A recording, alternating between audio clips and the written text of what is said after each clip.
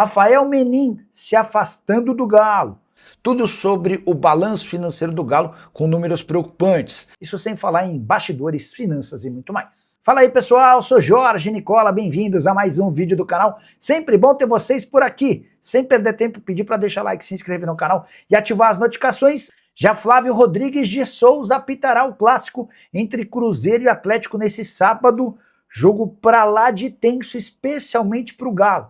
Em meio a uma baita crise, já trago mais detalhes sobre a situação do Clube Atlético Mineiro. Agora sim, bora começar o vídeo com aquele tradicional giro de notícias para contar que o Hulk já disse sim à proposta do Fluminense entre o tricolor e o atacante, tudo certo. Contrato até dezembro de 2027 com manutenção do atual salário de 2,5 milhões de reais. Nessa quinta-feira, a Marisa Lígia, que representa o jogador, viaja para Belo Horizonte, onde vai se encontrar com o Paulo Brax para tentar o acordo de rescisão de contrato amigável. Conversei com a Marisa Lígia e ela deu a entender que não haverá grandes dificuldades. As partes, inclusive, trabalham hoje para a realização de um jogo de despedida do Hulk. 5 temporadas no clube, 8 títulos conquistados e um dos maiores ídolos da história recente do Atlético. Por falar no Galo, dentro de campo as coisas não vão bem com o time reserva. O Atlético perdeu para o Cienciano por 1-0 na noite dessa quarta-feira em Cusco, no Peru. Terceira derrota nos últimos 4 jogos para o Atlético Mineiro. Time mal no Campeonato Brasileiro e lanterna do seu grupo na Sul-Americana. São apenas 3 pontos conquistados. O Cienciano é líder com 7, Juventude de Las Pedras tem 4 e o Porto Cabejo aparece com 3. Everton, Cebolinha e Gustavo Scarpa interessam ao São Paulo. Antes de gravar esse vídeo, conversei com uma pessoa do departamento de futebol tricolor e posso assegurar que Scarpa está descartado, mas Cebolinha interessa bastante. Deixa eu começar falando sobre o Scarpa, contrato no Galo até dezembro de 2027. Jogador de 32 anos de idade está fora dos planos do Atlético, que topa negociá-lo, mas pede algo na casa dos 4 milhões de euros. A gente está falando de mais ou menos 23 milhões de reais, com detalhe de que o Scarpa ainda ganha 1.200.000 reais por mês. Ouvi desse dirigente do São Paulo, abre aspas, não vamos contratar o Scarpa, fecha aspas, nome descartado no Morumbi. Em relação a Cebolinha, contrato com o Flamengo se encerra em dezembro, o Fla vai ter a última chance de arrecadar algum dinheiro com o atacante no meio do ano. Se não o vender, vai perder o Cebolinha de graça, com a lembrança de que o Cebolinha havia sido comprado do Benfica por 13,5 milhões de euros. Quero contar que há no São Paulo alguém que gosta demais do Cebolinha, ele é o Rui Costa, o executivo de futebol do Tricolor. Foi o Rui quem ajudou o Grêmio a contratar o Cebolinha do Fortaleza, e foi o Rui quem cuidou do primeiro contrato profissional do Cebolinha com a camisa do Grêmio. Dá para dizer que o São Paulo gosta da ideia de contratar o Cebolinha, embora admita ser uma negociação extremamente difícil, por conta do salário bem acima de 1 milhão de reais por mês, por conta da vontade do Cebolinha acertar um contrato ainda melhor do que o atual, além dessa questão financeira. Se contratá-lo na metade do ano do Flamengo, São Paulo vai precisar desembolsar algo na casa de 3, 4 até 5 milhões de euros, dinheiro que não existe no Morumbi nesse momento.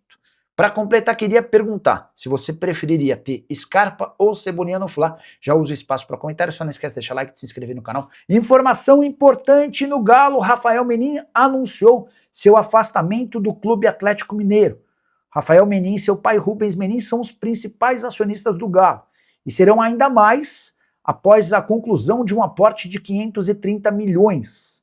Existe a expectativa de que a família Menin passe a ter cerca de 80% das ações da SAF. Nos últimos meses, o Rafael Menin passou a ter um papel super importante no dia a dia do Atlético.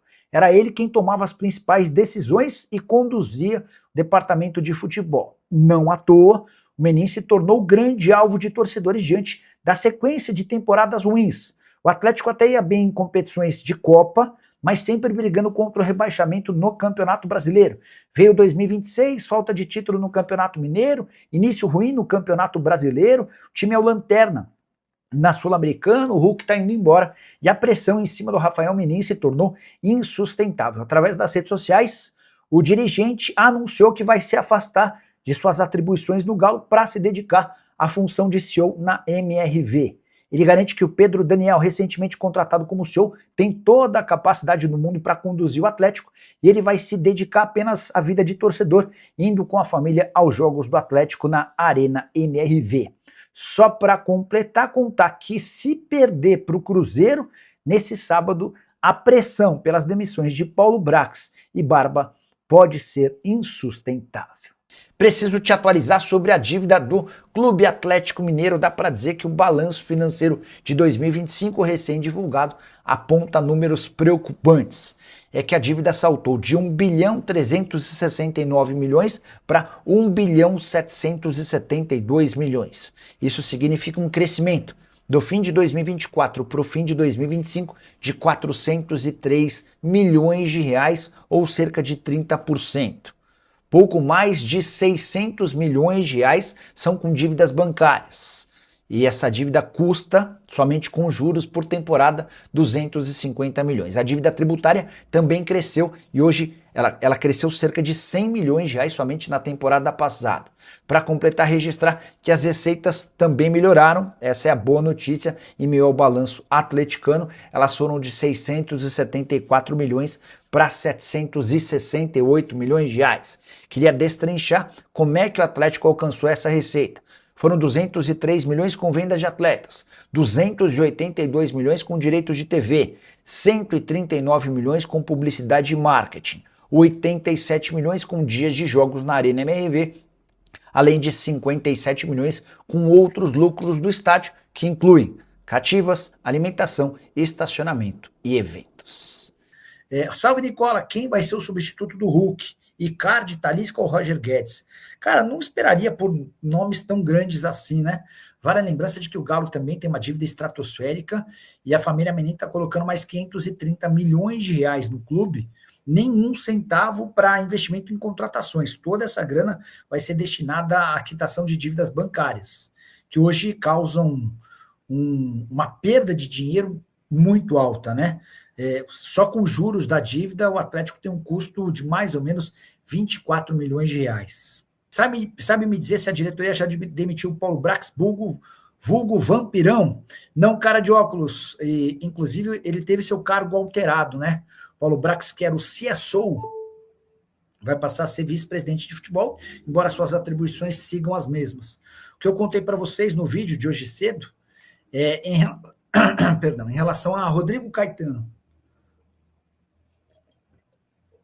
Rodrigo Caetano é o preferido de 99,9% dos torcedores do Galo. Alguém que teve um trabalho bem legal no Atlético. Perguntei para o Rodrigo, troquei mensagem. E aí, Rodrigo, como é que é? Tem alguma chance? O Rodrigo falou, Nicola, estou 200% focado na seleção, a gente está às vésperas da Copa, tem nem como conversar com ninguém, não fui procurado pelo Atlético e também não conversaria, porque o Atlético hoje tem um executivo.